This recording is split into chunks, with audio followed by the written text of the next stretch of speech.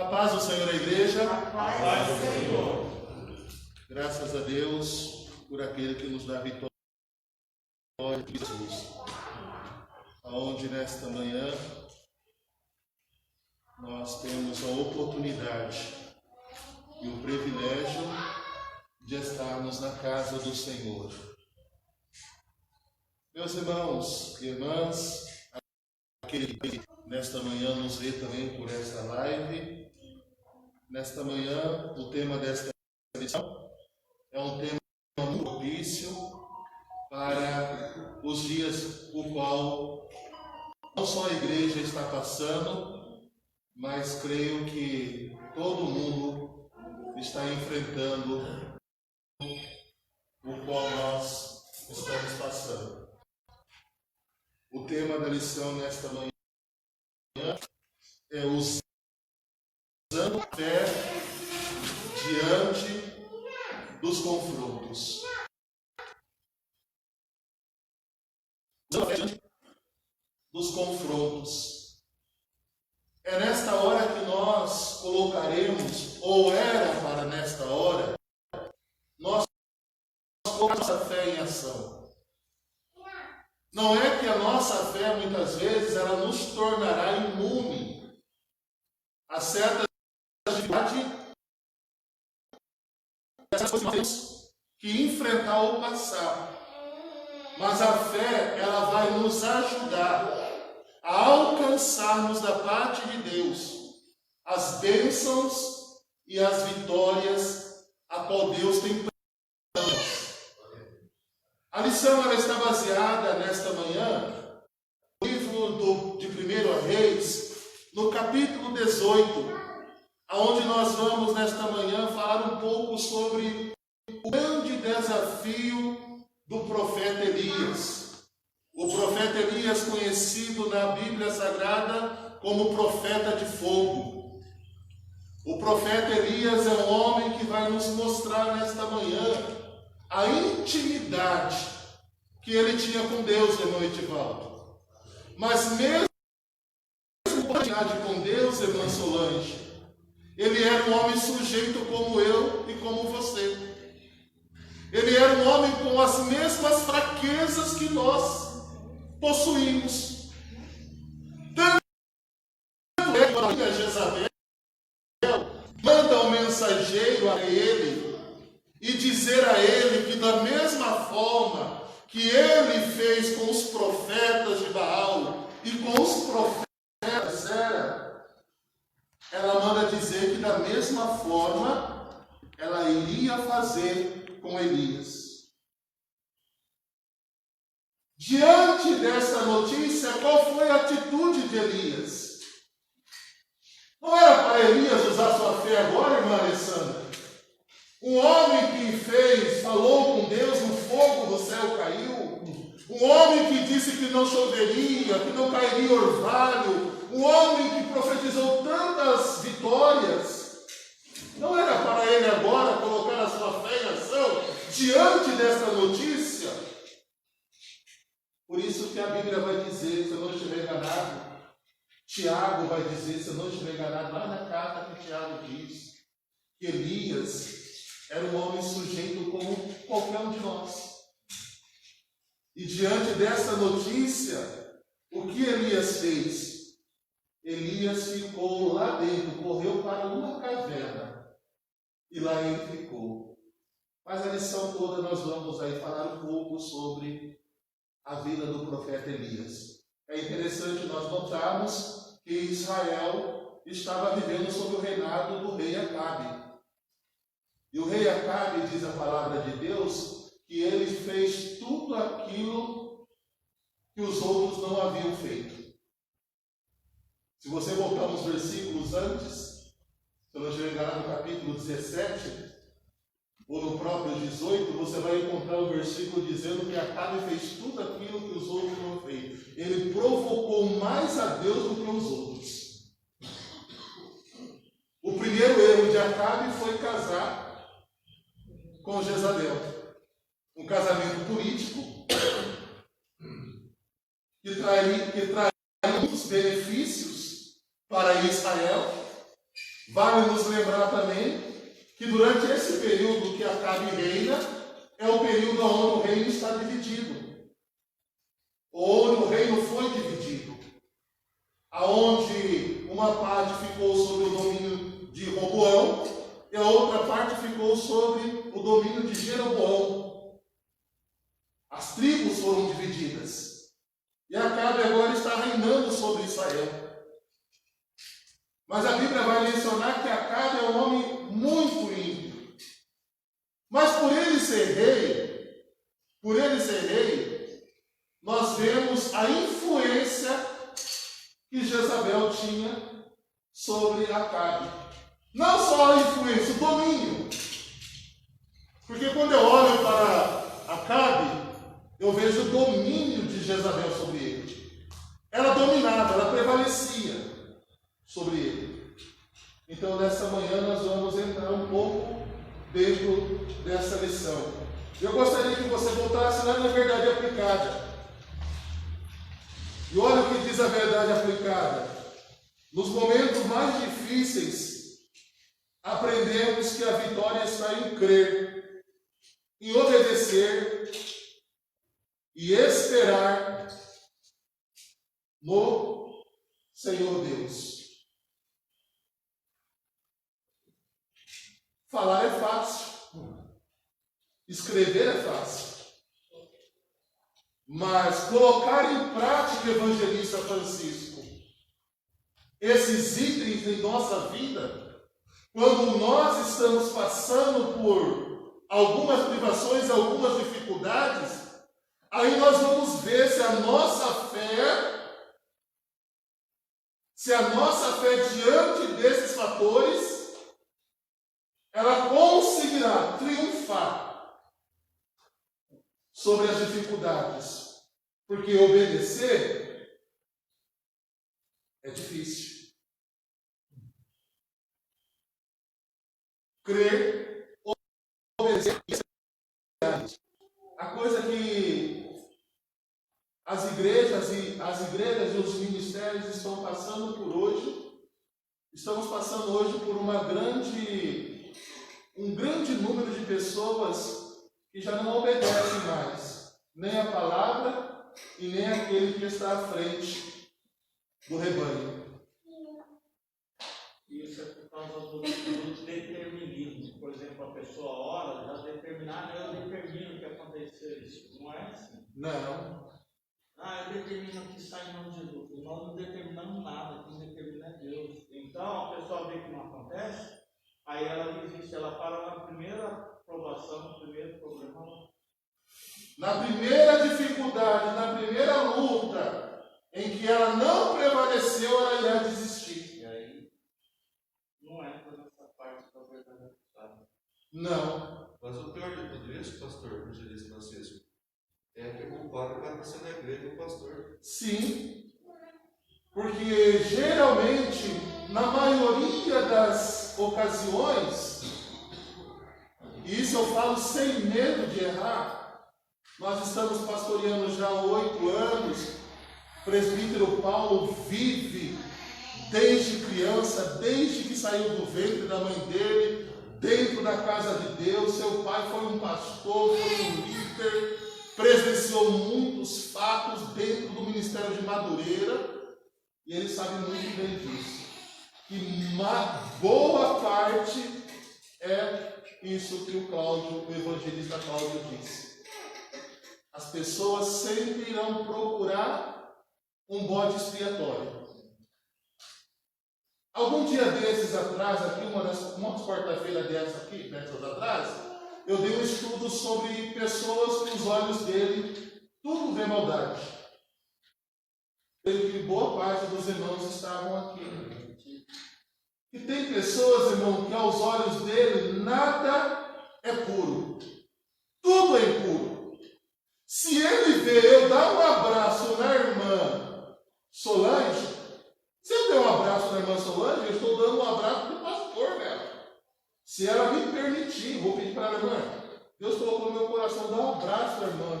A irmã me autoriza? A irmã permite eu abraçar a irmã? Eu estou dando um abraço de pastor. Mas tem pessoas que o olho dele é tão mau que ele já vai deduzir. Tem alguma coisa nesse negócio. Às vezes a pessoa está precisando daquele abraço. Então, alguns dias que passou, umas quarta-feira atrás, nós falamos sobre isso. E aí essa pessoa, ela vai encontrar maldade. E por ela encontrar maldade, dificilmente ela vai permanecer. Ela vai ficar como folha ao vento, sendo levada de um lado para o outro, porque todo lugar que ela for, ela vai encontrar alguma coisa. As pessoas acham, irmão, que quando ele muda de igreja, ele acha que o problema não vai junto com ele. É erro dele, irmão. Se ele sair daqui e for congregar lá onde o Judas perdeu as botas, que eu não sei se ele perdeu, mas se ele perdeu a bota, vai congregar lá onde o Judas perdeu a bota. O problema vai junto com ele. Porque o problema é ele. O problema não é o lugar. O problema é ele, porque nós que fazemos o ambiente onde nós estamos. É nós que fazemos. Lê para nós, Ana Laura. Tópico primeiro. Elias e suas provações. Elias profetizou em um período muito árduo da história do povo de Israel do ponto de vista religioso. Lutando o bom combate, Elias enfrentou perseguições do rei Acabe e de sua esposa Jezabel, que levaram os israelitas a se apartar do Deus vivo e adorar a Baal. O método da chamada divina. Com a morte do rei Salomão, Israel se dividiu em dois reinos, norte e sul. No século 9 a.C.,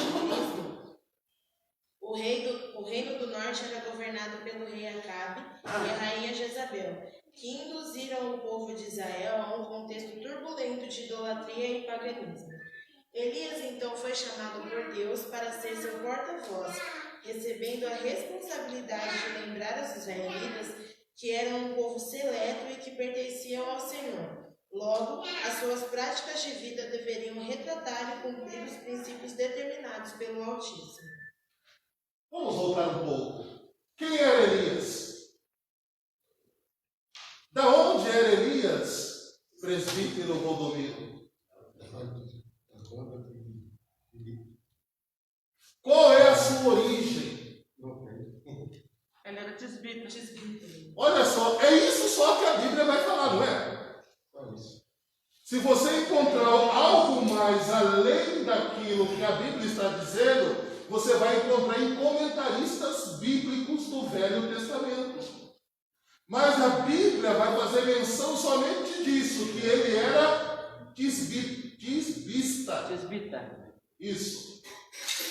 Mas ele foi levantado e chamado para apregoar, para trazer uma palavra num cenário que naquele momento era desfavorável a qualquer profeta.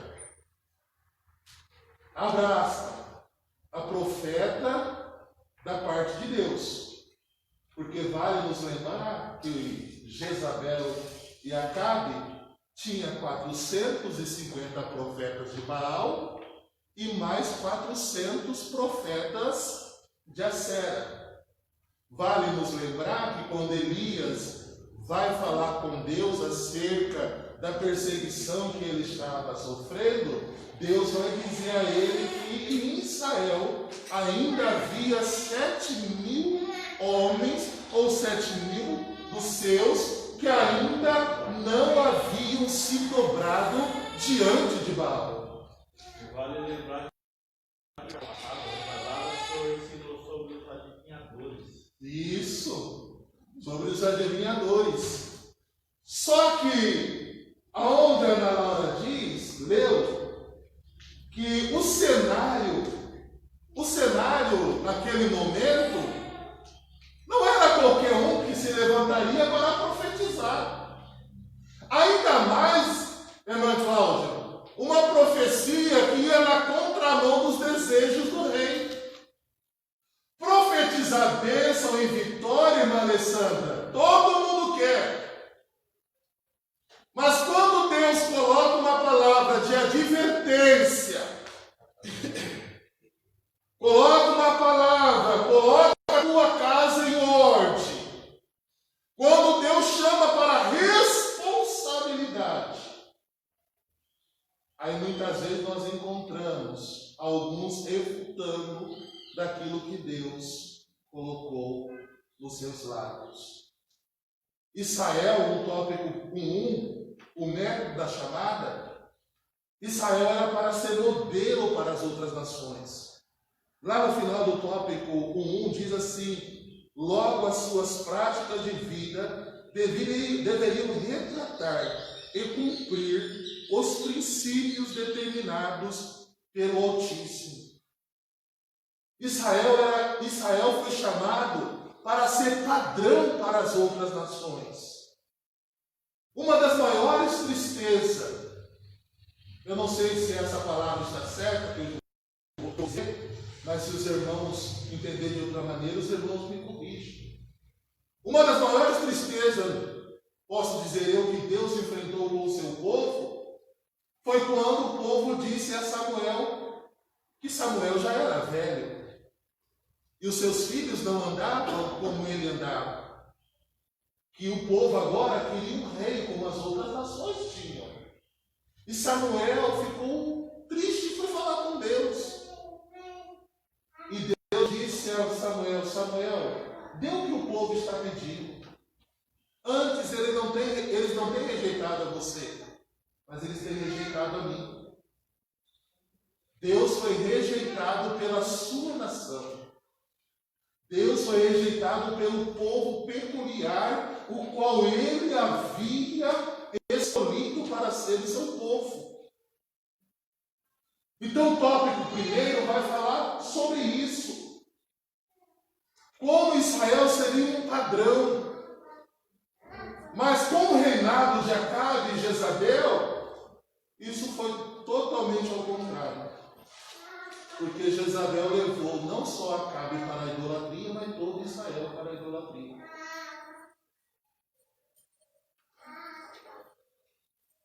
Idolatria é só cultuar a imagens? Não. Hoje nós temos em nossos meios muitas formas de idolatria, que é pior do que cultuar a imagem. Pastor? Tem. Idolatria gospel, idolatria evangélica, idolatra o homem,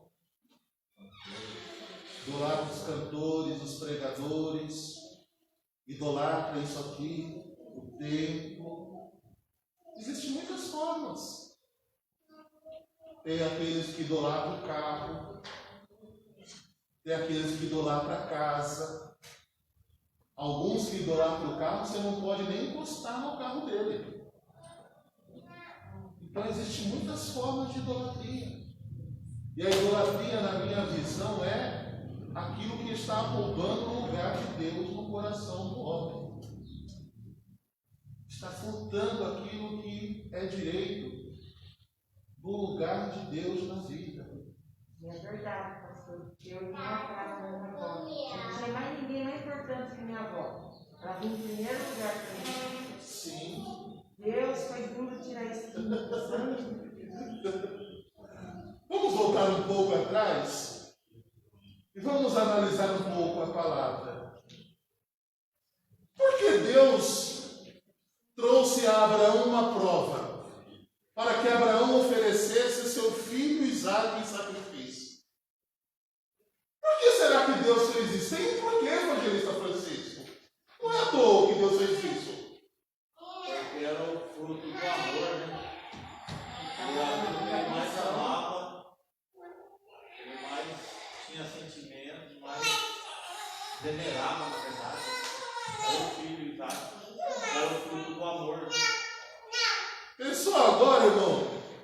Nós, depois dos 45 anos, eu estou com 45, a minha esposa com 51, 52.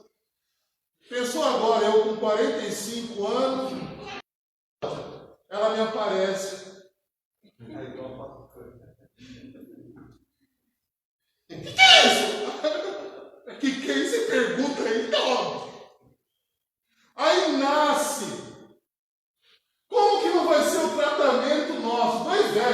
uma criança pequena, uma criança recém-nascida. Imagina a mãe velha com um neném pequeno em casa. Fica besta, irmão. Esquece até de Deus. A Bíblia não vai dizer isso. Aconteceu com o Jacó, né? A Bíblia não vai dizer isso. Mas agora imagine, um homem com 100 anos. Uma mulher com 90. Vale ressaltar que ela com 60 anos, irmão, ela batia em muita menina com 30 anos. Porque a hora que Abraão vê ela com 60 anos, que ele vai descer por Egito, ela ainda é um pitelzinho. E ele fala, meu Deus do céu, se eu chegar com esse couro lá no Egito, vão bater os olhos nesse couro aí e vão falar, rapaz do céu, de onde vem esse avião? Agora imagina. Então, Deus permitiu isso sobre a vida de Abraão. Israel era para ser o padrão, a igreja para ser o padrão. A igreja foi chamada para ser o padrão. A idolatria que Acabe e Jezabel levou a Israel, lá na frente, teria um alto preço. 2:10. Estou lendo aqui outra coisa. Quando a chamada de Deus prevalece, a cada dia a idolatria crescia e a situação piorava no reino do norte. A seca castigava Samaria e Jezabel mandava matar os profetas. O caos havia sido estabelecido. Como um profeta poderia exercer seu papel diante de Deus e dos homens se a morte lhe rondava a todo momento? Como profetizar se a morte está batendo na porta a todo momento? Seria fácil profetizar? O cenário era de caos. Não chovia, a terra estava seca. Nós estamos na iminência de viver um momento desse, pastor, porque o TSE, o nosso Superior Eleitoral, estão para promover uma lei lá que chama a Lei de Abuso Religioso, para tentar calar principalmente as igrejas, né? Você não pode, porque, querendo ou não, a política ela está inserida no contexto religioso, no contexto religioso, na verdade. Né? Não é uma universidade é outra. E esse contexto vem mostrar aquilo que Jezabel estava fazendo. O caos estava estabelecido, quer dizer, ela matava os profetas. E hoje estão querendo calar a nossa voz, né? Diante de muitas coisas horríveis que estão na iminência de acontecer. E para a gente não profetizar contra, na Escócia já está tendo uma lei que está tornando a Bíblia Proibido, não é? Um livro, como que diz? Proibido, censurado. Estão censurando a Bíblia na Escócia. Então já está sendo estabelecida essa lei lá. E provavelmente eles vão recolher todas as Bíblias que existem. E no Brasil a gente vê que políticos endemoniados estão aí tentando também fazer isso com a gente, com a igreja. Hoje, saindo um pouco desse texto aqui, só um minuto. Hoje nós vemos a censura. Sim, censura. Hoje, não é a banana, não é o macaco que come a banana. É a banana que come o macaco. Hoje não é o cachorro que mija ou que faz xixi no poste. É o poste que faz xixi no cachorro. Hoje não é a polícia que prende o ladrão. Hoje é o ladrão que prende a polícia. Prega Romanos capítulo 1 aí que o senhor vê e deixa aparecer na internet. Hoje, irmão, nós estamos vivendo, principalmente aqui no nosso país, Nós estamos a observar. Nós estamos a observar, irmão, a luta que esse país está passando e enfrentando. Porque aqueles que se dizem detetores do bem da nação, que dizem, né? Que dizem o que nós estamos vendo e o que nós veremos ainda, né, Diácono Edivaldo?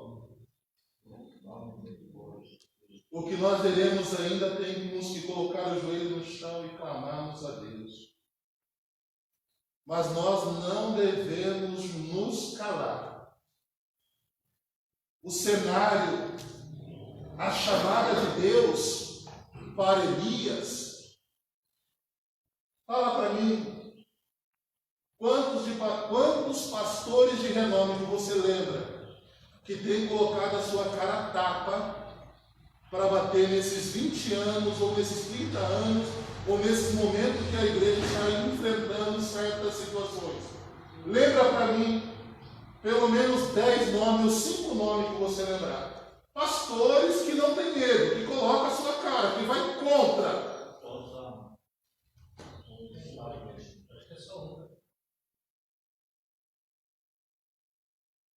Será que é só um? Será que é só meia dúzia que tem?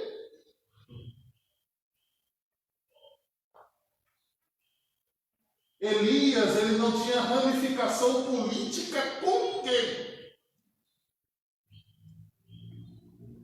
Elias não dependia de poder de homem nenhum. O único poder que Elias dependia era divino. E eu sempre chamo a atenção para isso. Que a igreja ela tem que se conscientizar. Nós temos que nos conscientizar. Que nós somos dependentes de Deus. Quando Daniel é jogado na cova, o rei, com toda a dor no coração, fez aquilo que era contra a sua vontade, mas ele assinou o decreto. Daniel, com a sua fé, Deus fez com que os leões, naquela noite, não sentissem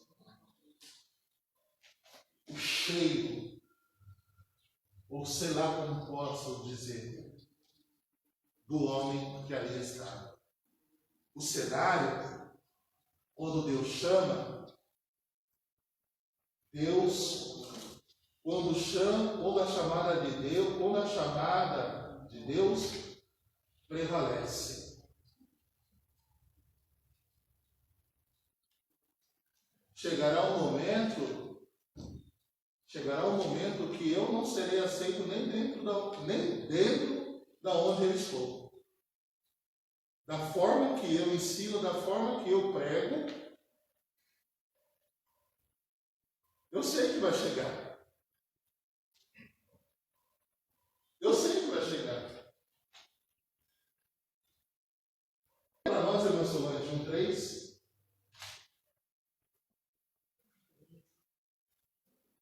Os métodos peculiares de Deus. Após profetizar que nem orvalho e nem chuva viria sobre Israel, segundo as suas palavras.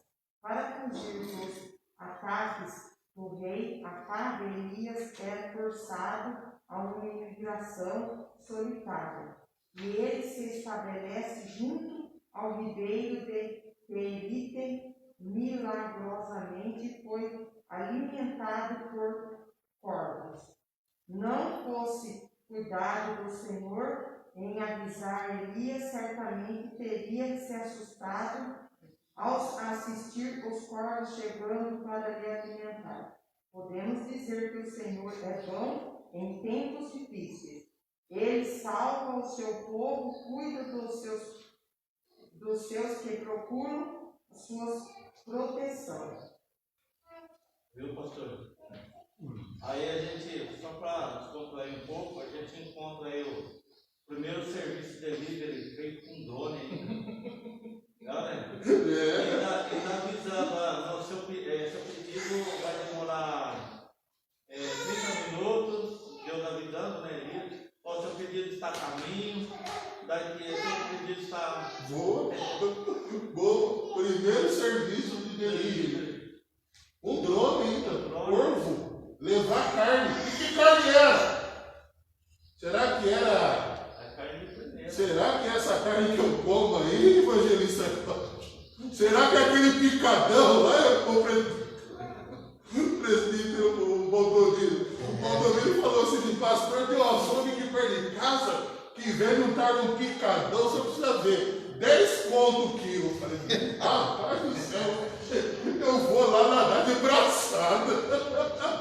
Cheguei lá, falei pro açougueiro, tem um amigo meu que falou, comprou um tarde no picadão. Falei, qual é o picadão? Ele falou, tá 12 conto. Eu falei, ixi, já subiu. Eu falei, dá 2 quilos desse tarde de picadão aí pra mim. Rapaz, o homem trouxe um saco lá de um picadão, uma carne com uns ossos no meio. Cheguei em casa e falei, que é esse, ó? Eu falei, é picadão. Falei, o que eu vou fazer com ele? Falei, coloca na panela aí, vamos comer esse trem. Mas assim é bom. E Elias, Deus mandou de melhor para ele.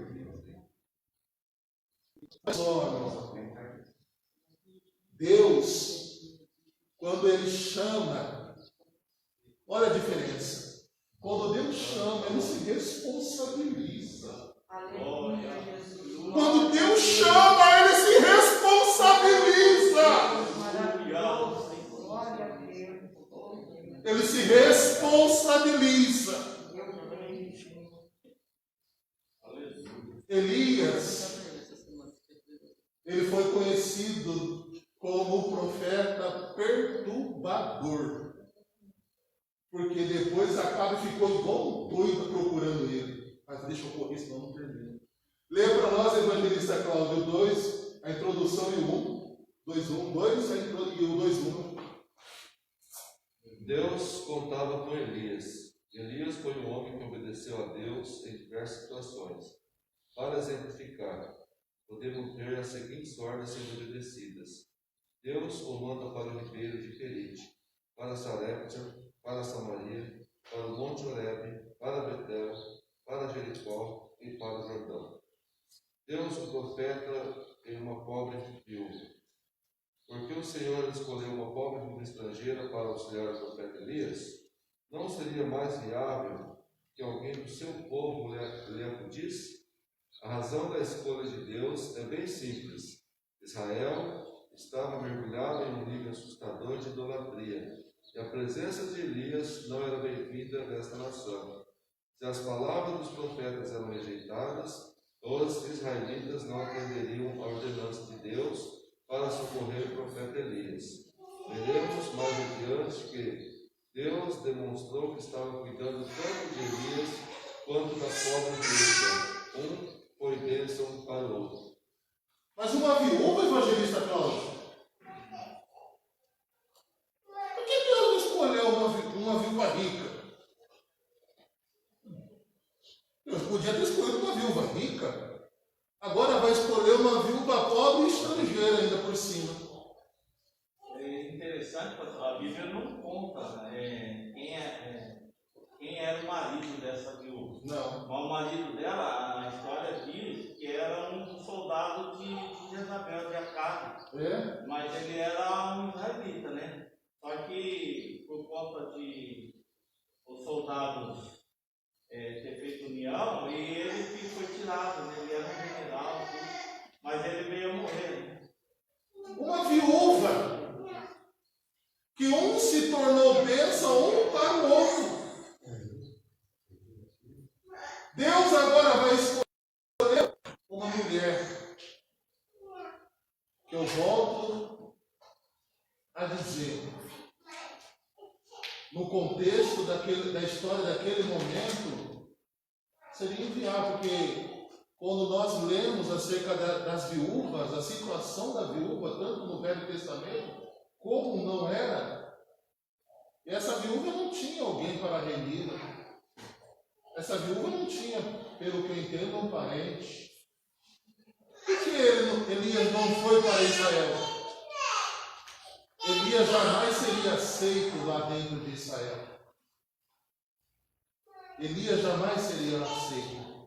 Diante daquilo que ele proferiu, profetizou, ele jamais seria aceito.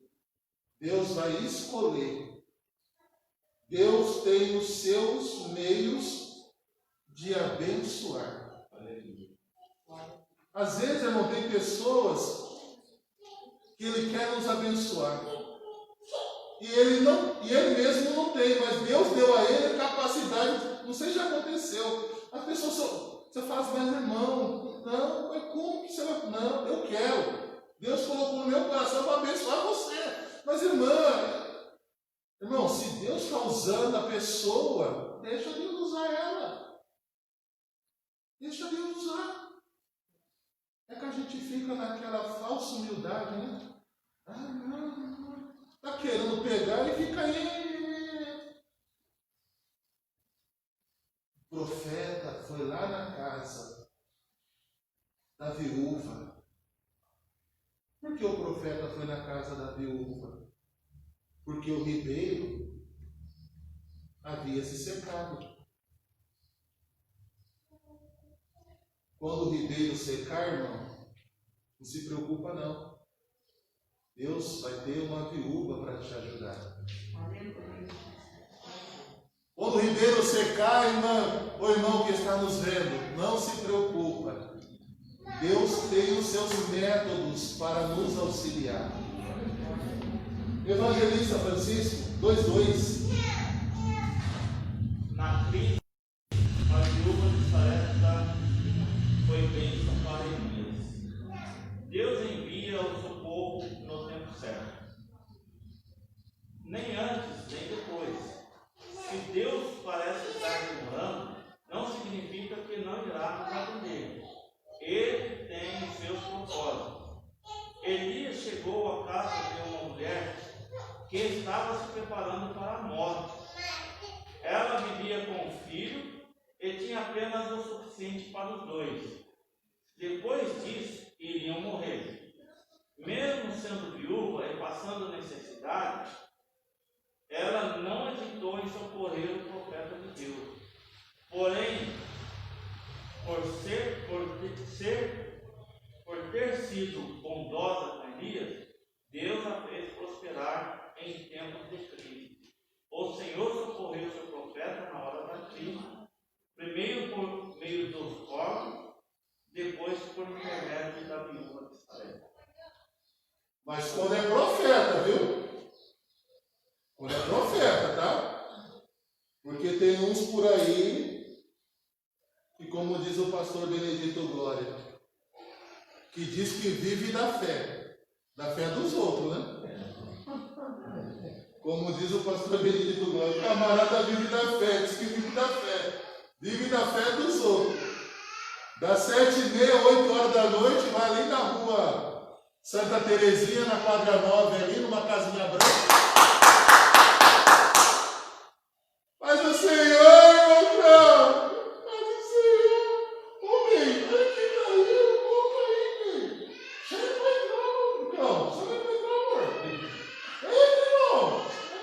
Poxa, irmão. Que conversa boa. Irmão, mas vai jantar. Irmão. Eu não posso recusar um negócio desse. Eu não quero pra jantar. Vamos fazer isso. Vou fazer isso aí, eu vou jantar. Amanhã, segunda-feira, 7h30, na rua Terezinha.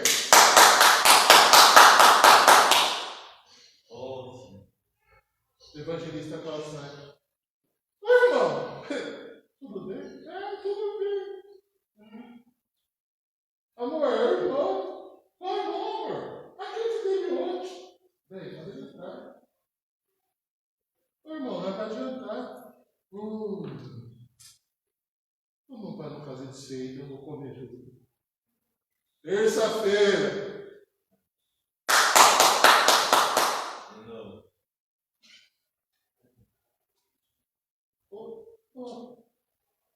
Ô, irmão, de novo?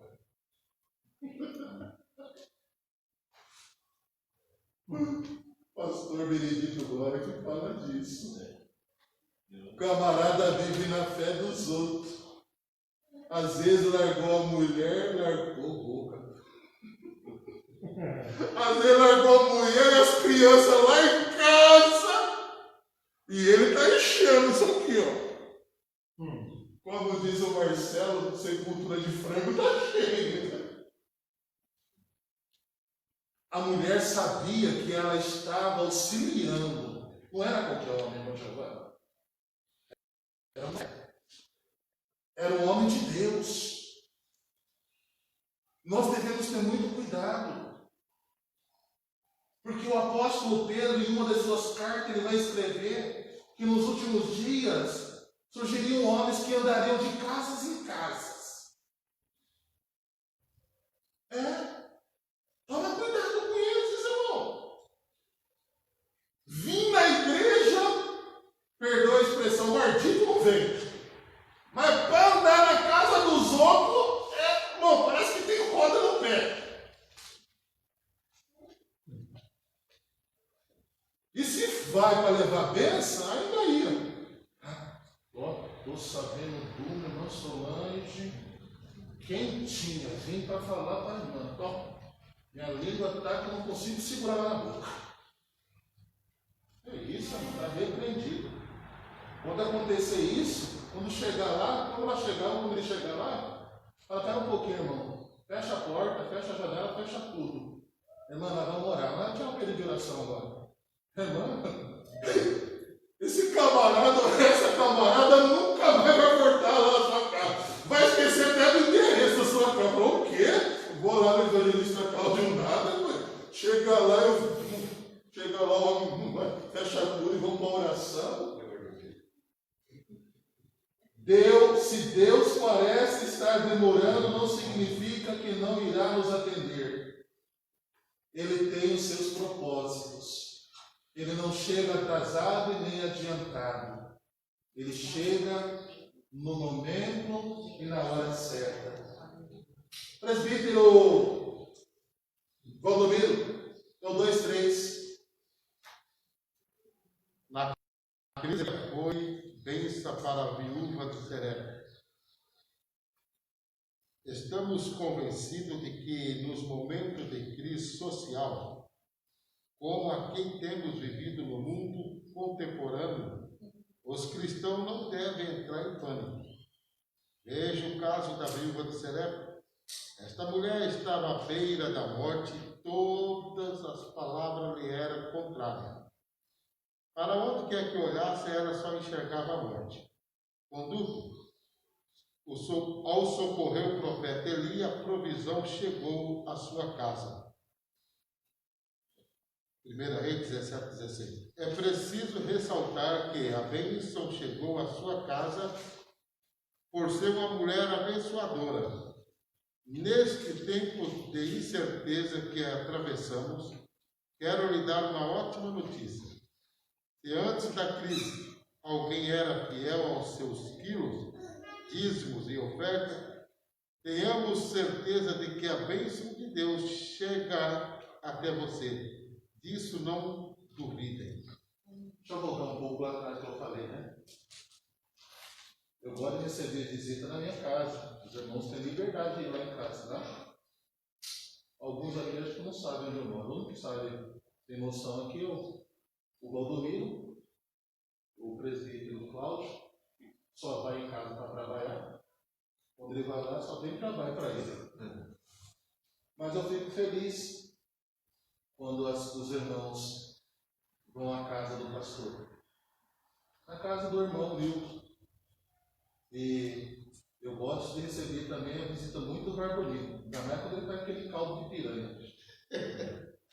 Quando ele faz aquele caldo de piranha, tem uma cerveja com carne de piranha lá, que foi só Deus na causa. Meu Jesus da glória. O momento em que nós estamos vivendo é para nós entrarmos em pânico? É, irmã Giovana? É, irmã Inês? É, irmã Cláudia? É, irmã Néia? É, irmã Solange? Eu estou perguntando para as irmãs que são mulheres, porque a viúva. Olha o que o pastor Abner escreveu, que o momento em que nós estamos vivendo não é para nós entrarmos em pânico. Mas é isso que nós estamos vendo? Não. Irmão, tem pessoas que não saem de casa desde março. Março, abril, maio, junho, julho, agosto. 6 meses enfiado dentro de casa. Vida parada. Irmão, O Google está sem sensibilidade. 6 meses. E quando eu falo sair de casa, não é nem para a calçada. Literalmente, irmão, não sai de casa. Isso faz bem? Fala para mim. Irmão, eu já disse para vocês, eu sou ignorante, eu não sou estudado. Os irmãos aqui têm grau, estudaram muito mais do que eu. Eu sou, parei na 6ª série, não consegui terminar a 6ª série. Só que isso, irmão, é prejudicial. Ó, o psicológico. O psicológico, irmão, já foi embora. O que ele está vendo? O que estava observando? Só notícia. E tem notícia boa na televisão? Chegamos ontem a 100 mil mortos pela Covid-19. 100 mil mortos. Pode ter certeza que hoje, ou no Fantástico, ou no domingo, não sei do que lá, vai dizer: chegamos hoje a 100 mil, a marca histórica de 100 mil mortos. Isso vai ajudar? Não. Isso vai trazer mais prejuízo. Quando? Poxa, eu vou falar, gente. Ainda com a minha cabeça rola, mas eu vou falar. Quando? Deixa eu falar baixinho, que não, se eu falar baixinho, não sai da hora. Quando o prefeito aqui de Bauru colocou uma câmara fria lá no cemitério Redentor e abriu um monte de cova.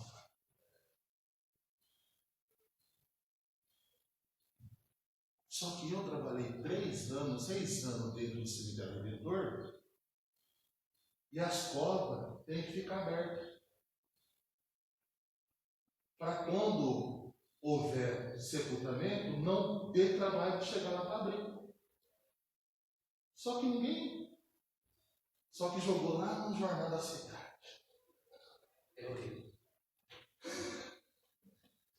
Quem está 6 meses dentro de casa sem sair, irmão, ele entra mais, ele vai mais debaixo da cama. Mas só outra coisa, 100 mil, isso não é mentira, porque muitos que morreram testaram Covid ali. Sim. Irmão, se antes da crise alguém era fiel nos seus dízimos, nas suas ofertas, tenha certeza de que a bênção de Deus irá chegar a vocês. Disso não duvidem. Continue sendo fiel. Continue sendo fiel. Sabe por quê? Porque Deus não fica devendo nada para ninguém. Irmã Cláudia, presta a revista do evangelista Cláudio, lê o 3 aí para nós, a introdução e o 3:1. Elias se apresenta e... É isso mesmo, Elias se apresenta e lança o desafio. Mesmo atravessando uma grande escassez de água e alimentos, havia chegado o grande momento de Elias mostrar quem de fato era o verdadeiro Deus de Israel. Desprovido da idolatria, Elias perturbou muitos por dizer que somente Deus é Senhor. Confrontando o povo e os profetas pagãos, o profeta Elias sabia para o que fora chamado e não retrocedeu. Convocou o para o Monte Carmelo, juntamente com 450 profetas de Baal e os 400 profetas de Acera.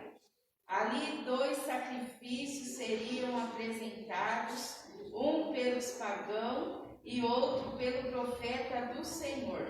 Ninguém poderia queimar os sacrifícios, pois o fogo deveria surgir de forma sobrenatural.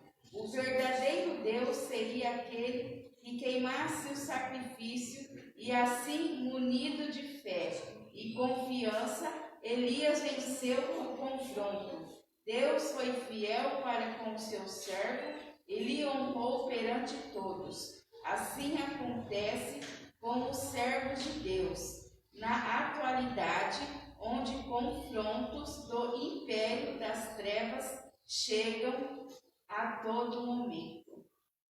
Por que a água? Por que a água? Porque não estava chovendo. Ele usou a água que tinha, era a reserva dele, e estava tendo uma seca muito grande, então vou aproveitar essa água aí para molhar todo o local. E Deus iria Descer com fogo, quem apaga o fogo é a água. Umas das atribuições do Deus Baal é que ele era o Deus da água. As 10 pragas que Deus enviou através de Moisés no Egito foi para confrontar os deuses o qual os egípcios confiavam. E Baal era uma entidade para o seu povo, o qual eles criam que um de seus poderes era sobre as águas.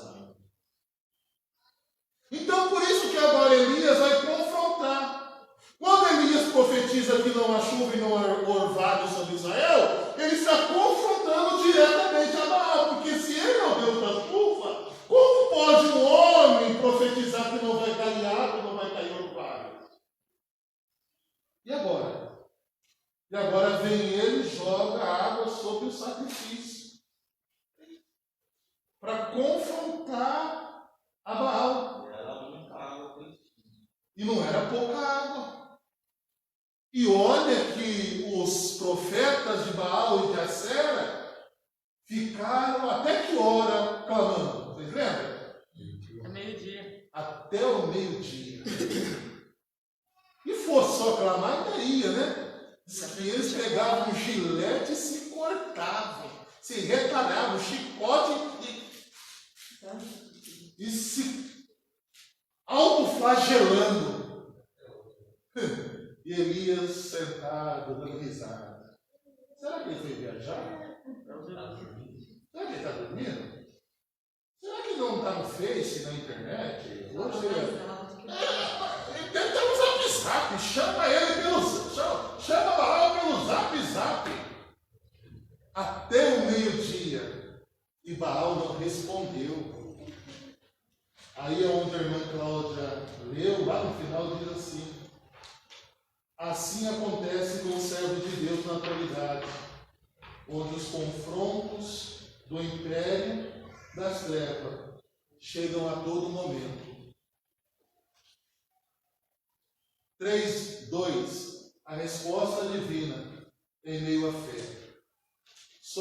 Eu vou ler só 3 linhas. Em meio à adversidade de vida, devemos confiar em Deus com todas as nossas forças.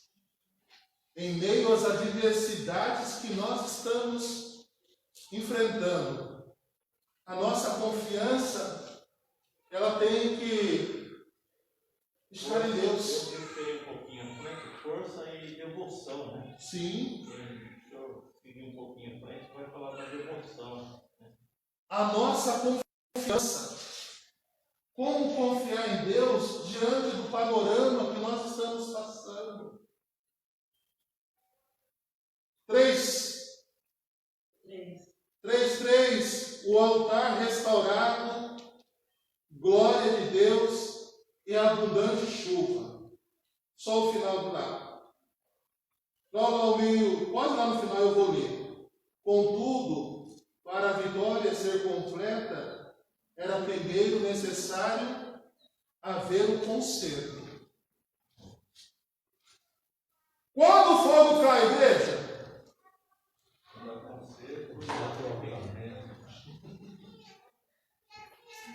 O fogo só caiu naquele momento restaurado. O altar aqui hoje, ele vai trazer o simbolismo da vida nossa.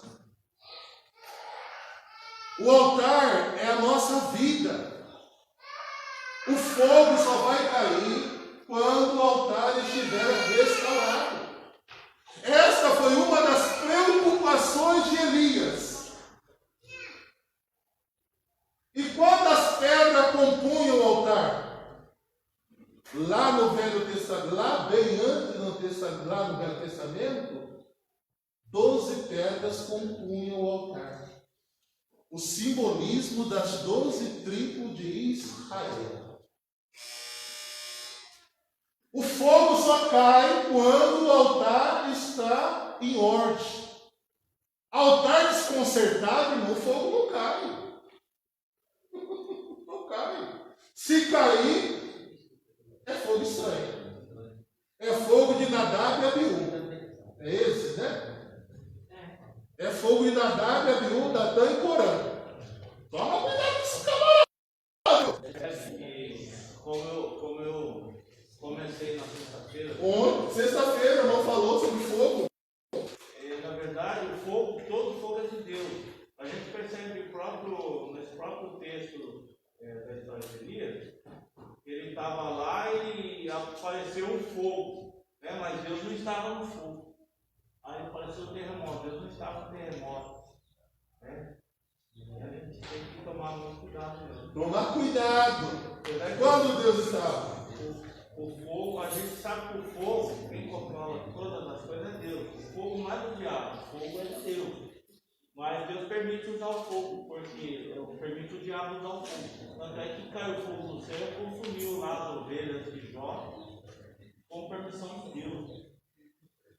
Para mim encerrar, que eu já passei 2 minutos. Estou devendo, vou ficar devendo.